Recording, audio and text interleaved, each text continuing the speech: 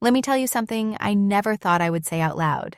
I got fired while I was sick. Not just sick, hospital grade, high fever, doctor signed note, wrapped in a blanket for weeks kind of sick. And not just fired. I was tossed out like yesterday's leftovers, with nothing but a soulless email. No call, no warning, no thanks for the 10 years I gave them. Just a subject line that read, termination of employment. You think you know how low a company can go until they show you what they really think of loyalty, hard work, and being human.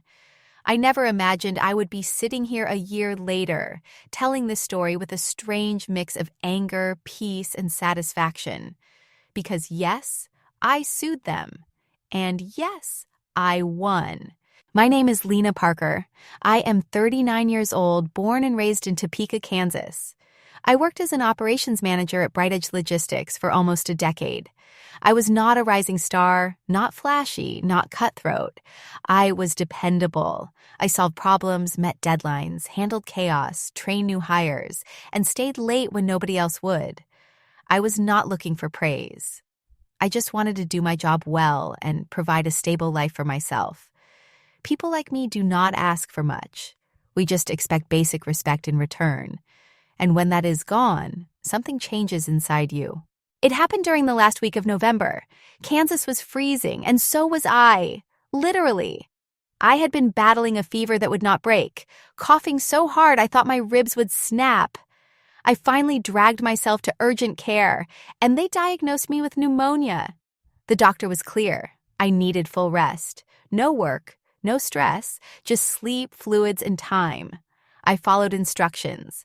I emailed HR immediately, attaching the doctor's note, and asked to begin my short-term medical leave. Cynthia from HR responded kindly, saying to take care of myself and come back when I was better. I felt relieved. At least that part was handled. At least they knew. What I did not know then was that while I was resting, someone at that company was making a quiet decision about my future. While I was laying in bed, drenched in sweat, too tired to keep my eyes open, my manager, Edward McAllister, was already whispering about replacing me. I had not even been gone for 2 weeks when they started calling me unreliable. And on a random Tuesday morning, I opened my phone and saw the email. My throat tightened before I could even read the words. I thought maybe it was a check-in, maybe an update on a project. But no. Your position at BrightEdge Logistics has been terminated effective immediately. This decision is final. That was the entire message. No reason, no kindness, not even a, "We hope you recover soon." Just cold, legal language with a digital signature at the bottom. I felt my heart pounding so fast, I thought it might make my lungs collapse. Not from the illness, from the betrayal. After all the overtime, all the last-minute weekend shifts, all the times I fixed Ed's messes without ever asking for credit, this was how it ended. They did not even have the courage to pick up the phone. I sat in bed for a long time, staring at the screen. My mind was foggy from medication, but my gut was wide awake. Something about it felt wrong. Not just morally wrong, legally wrong. I had done everything right. I gave them notice, I followed protocol, I had a legitimate doctor's note, but they fired me anyway. And the worst part? They probably thought I would be too sick or too scared to do anything about it. Maybe they thought I would go quietly. But I did not. That email lit a fire in me I had never felt before. Not just sadness, not just humiliation. I felt fury. Quiet, steady fury. The kind that makes you dig through every legal website you can find at 3 a.m. The kind that makes you reach out to lawyers when you barely have the energy to get out of bed. The kind that makes you fight, not just for yourself, but for every decent person who has ever been tossed aside like they meant nothing. So I fought back, and I made sure they remembered my name. 3 months before everything came crashing down, my life was steady. Not exciting, not glamorous, not what you would call a dream job. But it was solid. I was 39, living in a small 2-bedroom house in Kansas City, working full-time as an operations manager at BrightEdge Logistics. Every morning, I woke up at 6:30, fed my cat, made a pot of coffee, and drove the same 15-minute route to the office. My job was all about managing chaos, tracking shipments, overseeing schedules, smoothing out the constant hiccups that come with running a logistics team. I had a routine. It was the kind of stability you grow into after years of hustle. I was not looking for a promotion or a shiny title. I just wanted peace. And for a while, I had it. Most of my day was spent in the corner office on the second floor, where the heating always ran too hot and the windows barely opened. I did not mind. I had my dual monitors, my stack of sticky notes, my coffee mug that said World's Okayest Manager, and a desk that was always about 1 week behind on paperwork. My favorite part of the day was the late mornings, right after our daily staff meetings, when Tammy and I would sneak down to the break room and grab coffee before things got hectic again. Tammy Wallace was my closest friend at work, and probably the only person who saw how much I actually kept that department from falling apart. "Lena," she would say, sipping her latte and leaning against the vending machine, "you run this place better than Ed ever could." She was smiling when she said it, but I knew she meant it more than she let on. Tammy was 36, sharp as a tack, sarcastic in the best way, and always honest. She had been there nearly as long as I had, and we had grown close over the years, trading office gossip, covering for each other during tough weeks, and venting about upper management whenever things got frustrating, which, to be honest, was often. Ed McAllister, our regional director, was the kind of boss you learned to survive. On the surface, he was charming. He had that polished voice, the expensive suits, the rehearsed smiles that never quite reached his eyes. But underneath that, he was detached. He did not care about the people on the ground floor, the ones actually doing the work. He liked reports and presentations, not real conversations. He was always just checking in at the worst possible time, and rarely listened to feedback unless it made him look good to corporate. Still, I did my best to stay out of his way. I was not there to play politics. I was there to keep the place running. In those months leading up to my sick leave, nothing felt particularly off. That was the strange part. There were no warning signs, no sudden tension in the air. I was hitting my goals, my team was performing well, and I had even been praised in a recent quarterly review for improving efficiency in the warehouse department. It felt like I had finally carved out a place where I was respected, even if I was not in the spotlight. I was the one people came to when something broke, or someone quit, or numbers stopped adding up. And I always had the answer, always had a plan. Looking back now, I realize how much I took that calm for granted. How easy it is to assume that showing up, doing your job, and doing it well will protect you. But companies like BrightEdge do not see people. They see positions. And no matter how many hours you put in or how many fires you put out, the second you are not useful, you are replaceable. I would learn that the hard way, but at the time, I had no idea the storm was coming. I was just a woman doing her job, keeping her head down and believing, naively, that loyalty still meant something. That was the calm before the storm. And if I had known what was coming, I might have taken a longer coffee break that morning. I might have laughed a little harder at Tammy's joke.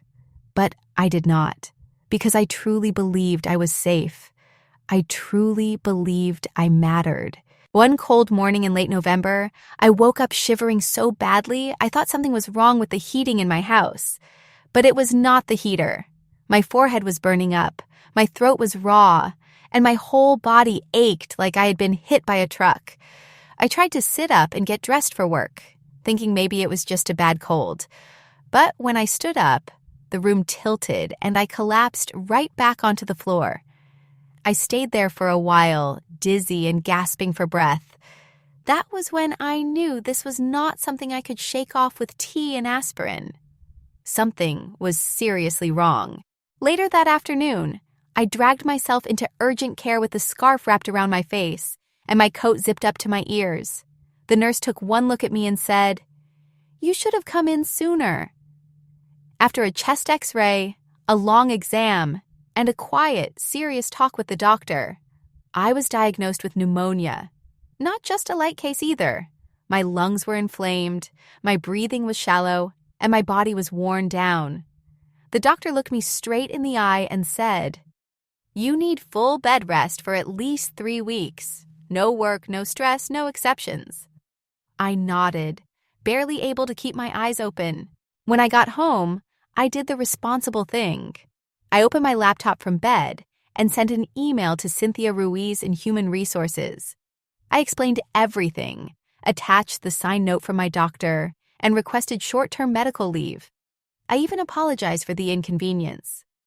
Within the hour, she replied with a short, polite message. "Rest well, Lena. We will see you when you are back." I remember reading that sentence and feeling relieved. I thought it meant they had my back. I thought it meant I could focus on getting better. That was the last kind message I would ever receive from them. Over the next several days, I stayed home and followed doctor's orders. I took my antibiotics, slept more than I ever had in my life, and barely touched my phone except to check the time or respond to a few texts from Tammy.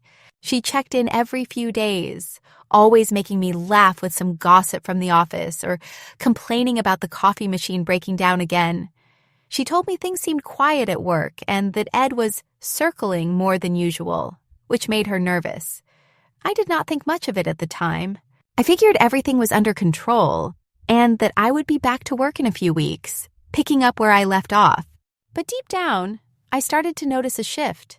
Little things. My work email stopped syncing to my phone.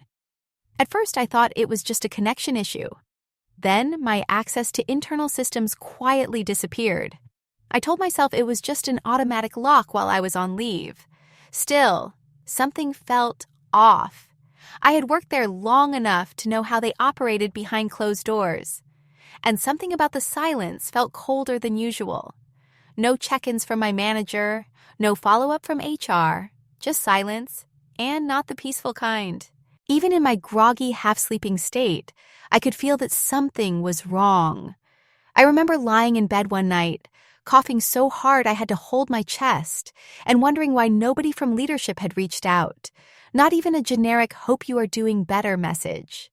I told myself I was overthinking it. I told myself that everything would be fine, that companies had procedures, that people got sick all the time and came back. But that little voice in the back of my head kept whispering, "Something is coming." I wanted to believe the best in them. I wanted to believe that after 10 years of loyalty, they would treat me with the same respect I had always shown them. But pneumonia has a way of stripping you bare, not just physically, but emotionally. It makes you face things you have ignored. And as the days dragged on, I started to realize that maybe, just maybe, I was not as safe as I thought I was. 2 weeks into my medical leave, I was slowly starting to feel human again. The fever had finally broken, and my lungs were not fighting me for every breath like they had in the beginning. I still could not walk up the stairs without needing to sit down afterward, but at least I could stay awake through a whole movie. That week, I opened my phone to check my work email, mostly out of habit.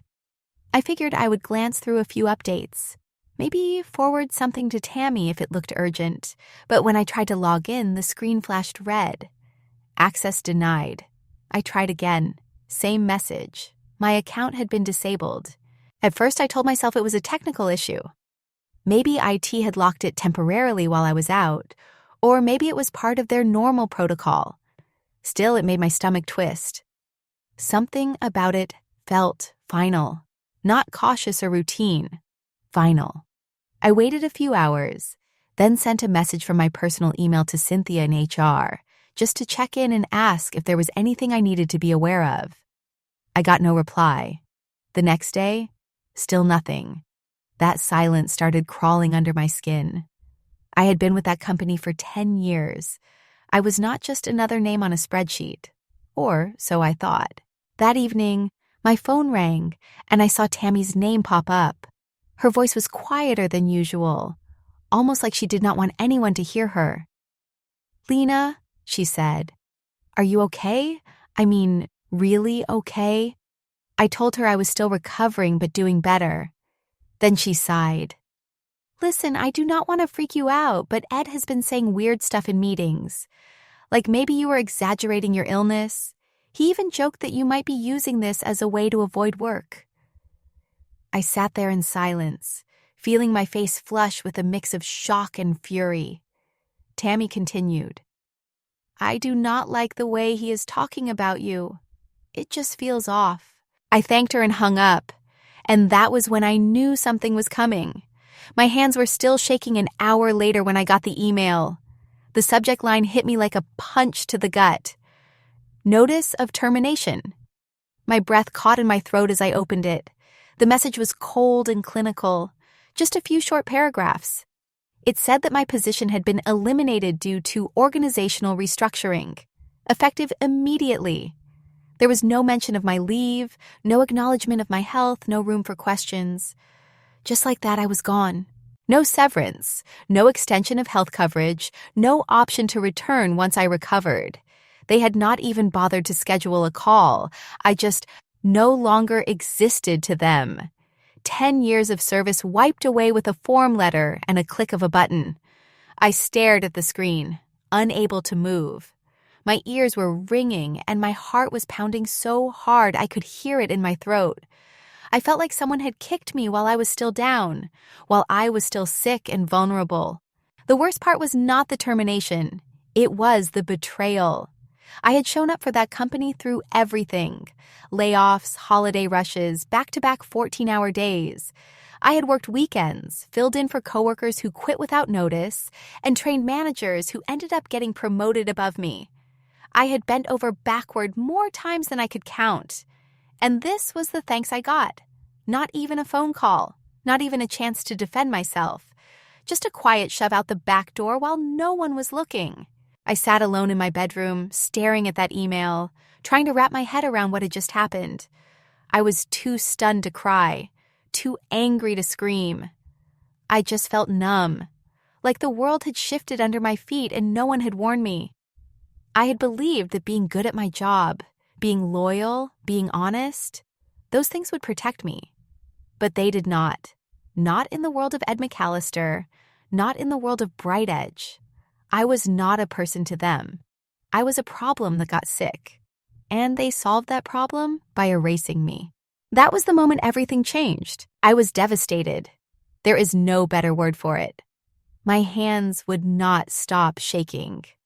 I sat on the edge of my bed, staring at the email that had just upended my entire life.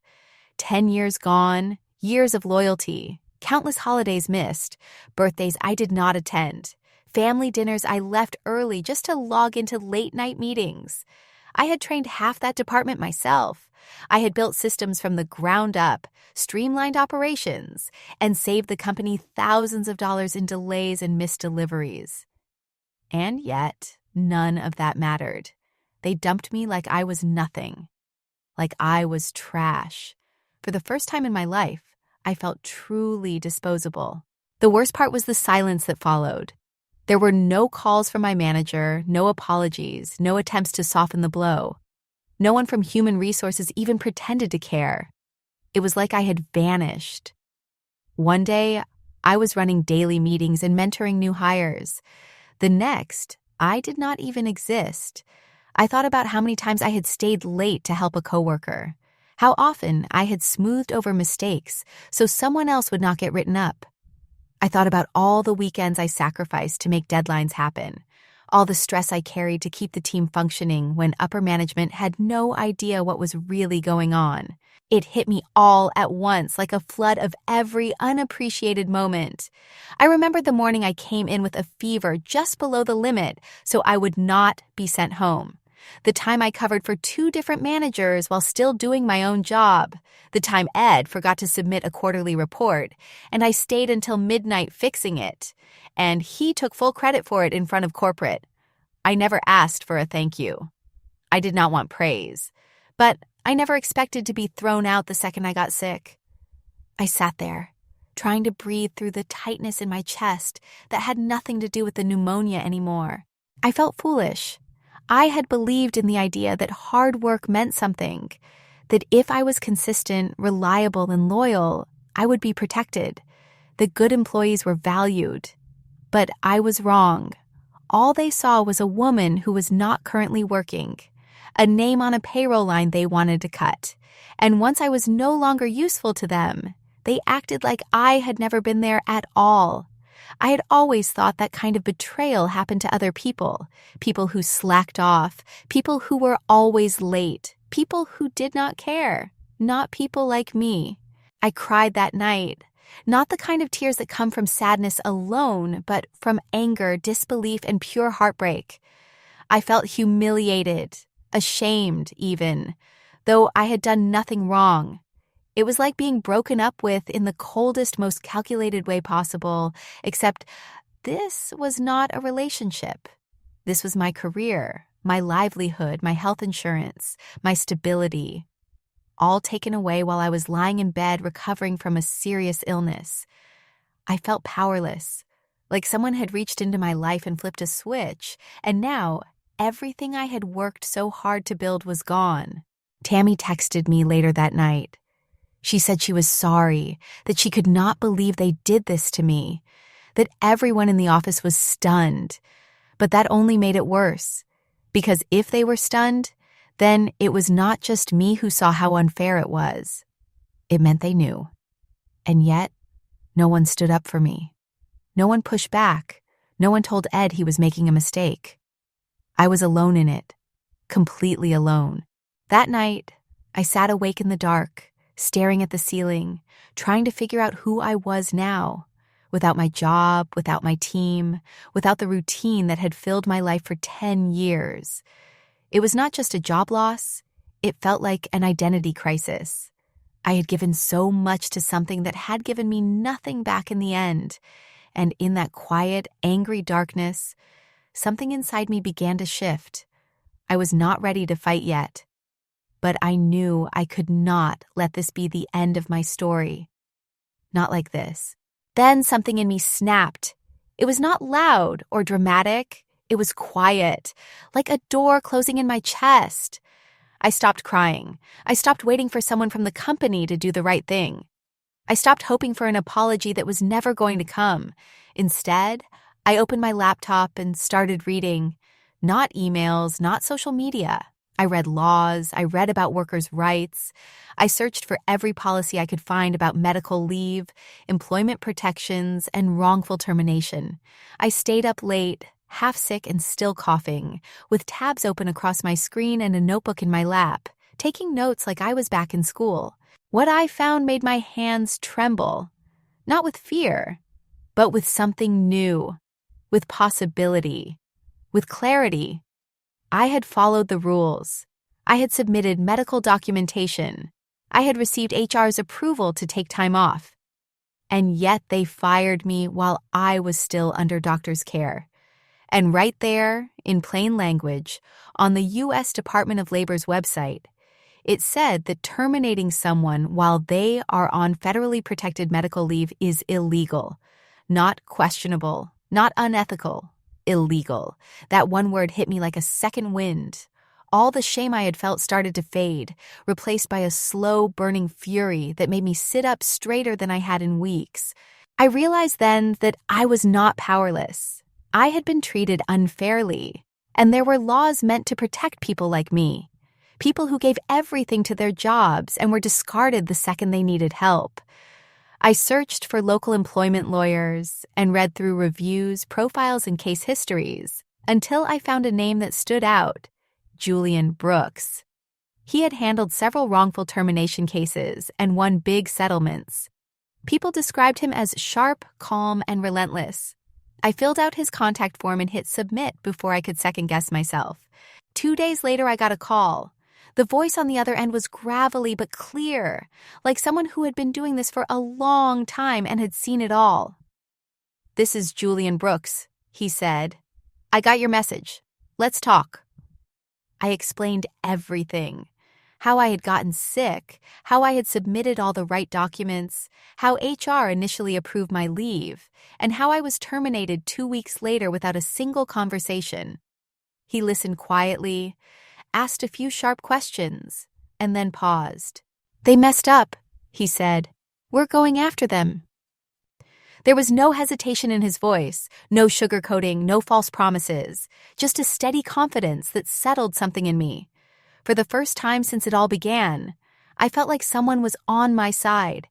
We spent the next week gathering everything: emails, the doctor's note, HR's original response, and the termination notice. Julian walked me through every step with patience and precision. He was not warm, exactly, but he was direct, and that gave me strength. He made me feel like I had a chance, like this was not over. Julian explained that under the Family and Medical Leave Act, also known as FMLA, my job was protected during my leave. Employers are not allowed to terminate or retaliate against an employee for taking approved medical leave, and BrightEdge had violated that protection in the most blatant way possible. I had proof. They had documentation. And now we had a case. We filed the lawsuit less than 3 weeks later. Wrongful termination, retaliation, violation of FMLA rights. The paperwork was clean, detailed, and backed by everything I had collected. Julian's team sent a formal notice to the company, and just like that, the silence was broken. I was not crying anymore. I was focused. Every day I got a little stronger, both physically and mentally. I still had days when I felt the weight of everything they took from me. But now, I also felt something else. Power. Not revenge exactly, but something close. Something righteous. They thought I would stay quiet. They thought I would disappear. But I was not going anywhere. This was my life, my name, my career, and they were not going to take it from me without a fight. We filed the lawsuit within 30 days of that cold gut punch email. Julian did not waste time. He told me exactly what to expect, what to gather, and how the process would unfold. The claims were clear: wrongful termination, violation of the Family and Medical Leave Act, and employer retaliation. It was not just about money. It was about accountability. BrightEdge Logistics thought they could get away with pushing me out quietly, but now they were going to have to answer for it. And Julian made sure they knew we were serious from the first letter he sent to their legal department. The next few weeks were a blur of paperwork, phone calls, and emails. Julian's firm worked like a well-oiled machine. They requested internal documents, formal communications, performance reviews, and every HR-related file with my name on it. I had no idea how much went into a case like this, but Julian walked me through each piece with that same calm, gritty tone. This is what they do when they think you are powerless, he told me. They do not expect you to know your rights, but you do now. That became my motivation. I was not just recovering from pneumonia anymore. I was standing up for myself in a way I never had before. Then came the subpoenas. That was when things really got interesting. Julian gained access to internal company emails and memos from the weeks before and after my termination. When he called to tell me what they found, I held my breath. He did not lead with drama. He just said, "We have what we need." He sent me a few redacted documents that made my stomach twist. One was from Ed McAllister, dated just 10 days after my medical leave started. It read, "We need to replace Lena. She has been out too long." That one sentence told me everything I needed to know about how little I ever mattered to him. What hit even harder was the reply from Cynthia Ruiz, the HR manager who had originally approved my leave. She responded, "That could land us in legal trouble." It was right there, in black and white. She knew it was wrong. She knew there were legal protections in place. But Ed did not care. His reply was as arrogant as it was stupid. "I'll handle it." 4 words that dripped with overconfidence. He thought he could make this go away with a few excuses and a cold email. He thought no one would ever see that conversation. He was wrong. Julian called it a gold mine. In legal terms, it was written proof of intent, proof that my termination was not about restructuring or budget cuts. It was about getting rid of me while I was on leave, and hoping no one would challenge it. That kind of carelessness from leadership is rare, and when it shows up in writing, it is impossible to ignore. I remember Julian's voice when he read it out loud to me. He said, "They buried themselves with that email. They just do not know it yet." The company tried to push back, of course. Their legal team responded with vague denials and half-hearted attempts to explain the situation as a misunderstanding. They claimed I was let go due to a reorganization, that my absence had nothing to do with their decision, and that they had followed protocol. But none of that held up, because buried in their own documents were words that revealed the truth. They were not protecting themselves. They were incriminating themselves. The legal process was long and exhausting. There were depositions where Ed had to sit across from Julian and answer questions under oath. Julian's voice never changed. He asked with calm, direct precision, and Ed, who had always strutted through the office like he owned the place, looked uncomfortable for the first time in his life. I watched the video recordings and saw it myself, the stuttering, the fidgeting, the way he tried to spin every decision, only to get caught in his own words minutes later. It was surreal to see him on the other side for once, vulnerable, exposed. By the end of that phase, I could feel momentum building. We were not just telling my story anymore. We were proving it. Piece by piece, email by email, they were being held accountable for what they did to me. And the best part? It was their own arrogance that handed us the proof. Ed said he would handle it. He sure did not. And now, he was the one being handled. Depositions began in early spring. The conference room they used was sleek, cold, and clinical, but the tension inside it was anything but. Ed showed up wearing his usual smug expression, but it did not take long for the cracks to show. Julian was a master of pacing. He started with basic questions, position, responsibilities, and timeline, just to lull Ed into a rhythm. But then, almost too casually, he dropped the line that changed everything. He leaned forward slightly and asked, "Then why did you call her a liability in this email?" The room went silent. You could feel the air shift. Ed blinked and shifted in his seat. I do not recall writing that," he stammered. But the email was on the screen in front of him, and his name was right there, clear as day. The word liability was bolded. Julian gave him a moment, then calmly said, "It was sent at 9:32 a.m. on November 28th from your company address. Would you like me to read it aloud?" Ed's face tightened. His usual cocky confidence was nowhere to be seen. He looked cornered, and for the first time, I saw what it looked like when someone realized they were not in control anymore. Cynthia Ruiz, the HR manager, sat at the end of the table with her arms crossed. She had been mostly quiet until that moment. But when Julian referenced the email chain between her and Ed, even she could not hide her reaction. Her lips tightened, and she looked down at the table.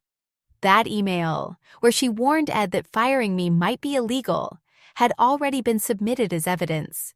But hearing it read out loud, word for word, made it hit differently. It was no longer just a document. It was proof of complicity. Julian's voice remained steady the entire time. He never raised it. He never needed to. That calm, grounded presence made his questions even more powerful. Every word he spoke was deliberate, and Ed had no way to squirm out of them.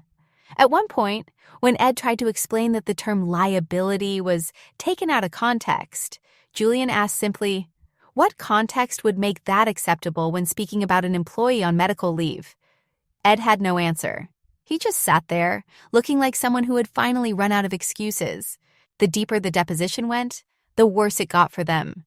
There were emails showing they had already posted my job while I was still under doctor-ordered rest. There were Slack messages between team leads asking if I was actually sick or just milking it. They had no idea those messages could be recovered. And when they were presented, one by one, Cynthia's face went pale. She had been copied on some of those threads. She had laughed at one of the comments. Now, under oath, she had to explain why HR allowed that kind of behavior to go unchecked. I watched everything unfold from the back of the room. I was not allowed to speak, but I did not need to. Every lie they told, every attempt to rewrite the story, was met with hard evidence and Julian's quiet, unrelenting voice. What struck me most was how unprepared they were. For people who spent years managing others, overseeing departments, and handling compliance, they completely underestimated what it meant to be held accountable. They assumed I would never fight back. They assumed no one would care. But they were wrong. By the time the session ended, Ed looked like he had aged 10 years. His hair was damp from nervous sweat, and he kept wiping his hands on his pant legs. Cynthia would not make eye contact with anyone. She gathered her papers quickly and left without saying a word. I sat there for a minute longer, taking it all in. These were the people who once made me feel small. They were the ones who treated me like I was disposable. But now, the roles were reversed. Their empire was starting to crack, and it was not because of anything I did with anger or revenge. It was because of the truth and their own words. As Julian packed up his files, he gave me a small nod. "That went well," he said. It was the understatement of the year. 8 long months. That is how long the legal battle dragged on. Some days were fast and sharp, others dragged like wet cement. There were moments I doubted everything, moments I thought maybe it was not worth it. Maybe I should just walk away. But then I would remember that email, the one that tossed me aside like I was nothing, and I would remember Ed's smug voice in those messages. That was enough to keep me going. Julian never wavered. He was calm, relentless, and sharper than any knife I had ever seen in a courtroom. He knew how to move pieces like a chess master, and by the end of the 8th month, Bright Edge folded. We settled $180,000. Taxed, of course, but still clean. No gag order, no silence clause. Just the number, the papers, and my name signed across the line that made it final. They did not want to go to trial. They knew what was waiting if they did. Depositions, evidence, and a jury that would not take kindly to a company that fired a woman on medical leave. The settlement came with a second win, too.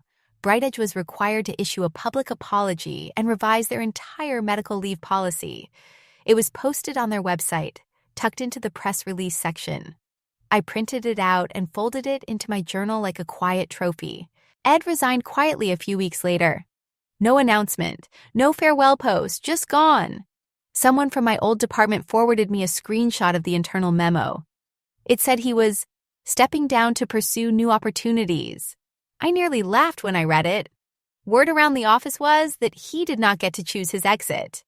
They pushed him out to save face, but even that felt like a favor to him. Last I heard, he took a job at some much smaller firm. Less staff, lower pay, and zero authority. I did not feel sorry for him. Not even a little. The day the settlement hit my account, I sat on the edge of my bed, staring at the screen, waiting for the balance to update. When it finally did, I just sat there. No cheering, no screaming, just quiet. It was not just the money. It was the principle, the validation. After all the gaslighting, all the self-doubt, all the nights I stayed awake wondering if I was crazy, I had something real. Proof that I was not wrong to fight back. Proof that they were wrong to do what they did. Tammy called me later that night. Her voice was filled with emotion, almost disbelief. She said, "Lena, you won. You actually did it." I could hear her smiling through the phone. We talked for over an hour. She told me how things had changed at work since I left. HR had suddenly become a lot more visible. People were nervous, policies were stricter. Leadership was no longer as untouchable as they used to be. My case had sent a ripple through that company, one that people were still whispering about in break rooms and parking lots. I used some of the money to pay off debt. Some went into savings. A little bit went to something just for me, a solo trip to the Pacific Northwest. I stood on the edge of a cliff near the Oregon coast one morning, wrapped in a jacket, watching the ocean slam against the rocks, and I thought about how far I had come. I was not the same woman who cried on the floor of her bathroom 8 months ago. That version of me had been broken, betrayed, and left behind. But this version? She was whole again. Scarred, yes, but standing.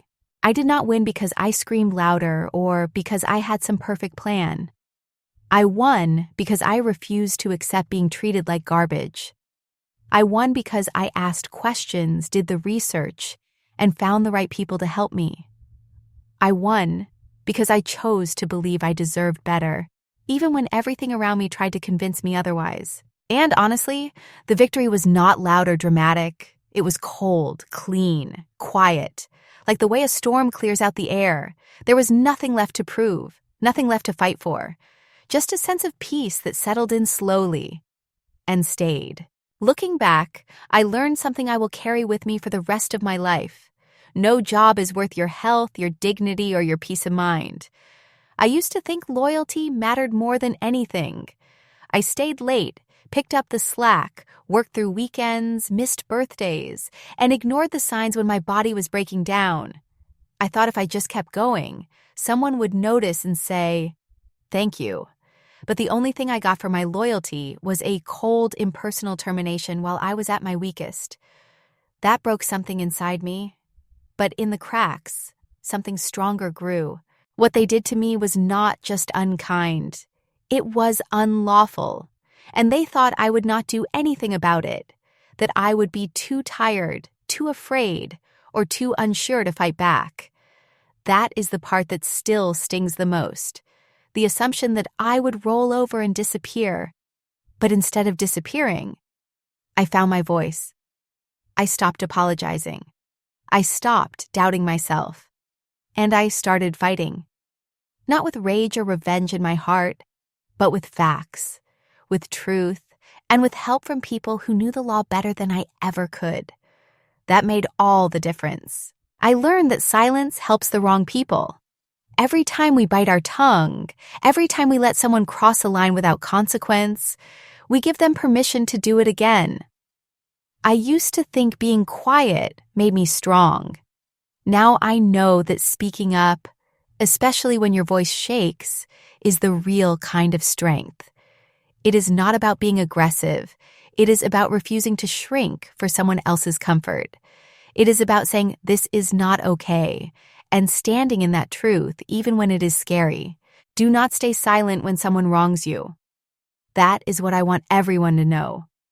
Whether it is your boss, a colleague, a stranger, or even someone you once trusted, it does not matter. If something feels wrong, speak, ask questions, document everything. You do not need to scream. You just need to be steady. There is power in being calm. There is power in not letting them see you fall apart, even when you want to. You may feel small, but you are not. And I promise you, there is a way forward, even when you cannot see it yet. Not. Some people say the best revenge is success. I used to think that sounded nice but unrealistic. Now I believe it with every part of me, not because I got a check with a big number on it, not even because Ed had to walk away from that job with his tail between his legs. No, the best revenge was waking up each morning and knowing that they could not destroy me. They tried, and they failed. I walked through that fire and came out whole, stronger, sharper, and not afraid anymore. I wish I could say I never feel bitter. Some days, I do. Some days I replay things in my head, wondering if I could have done something sooner or spoken up faster. But I also know that everything unfolded exactly how it needed to. I needed to break so I could rebuild. I needed to be pushed so I could finally push back. And now, I am not the same woman I was before. I am better. If you are listening to this, and you are in a situation that feels unfair, unsafe, or just wrong, please hear me. You are not weak. You are not dramatic. You are not overreacting. You are allowed to demand better. You are allowed to ask for help. And you are allowed to walk away from any place that treats you like you do not matter. You are not disposable. You are powerful. And sometimes the best revenge is just winning. That is the lesson I will never forget.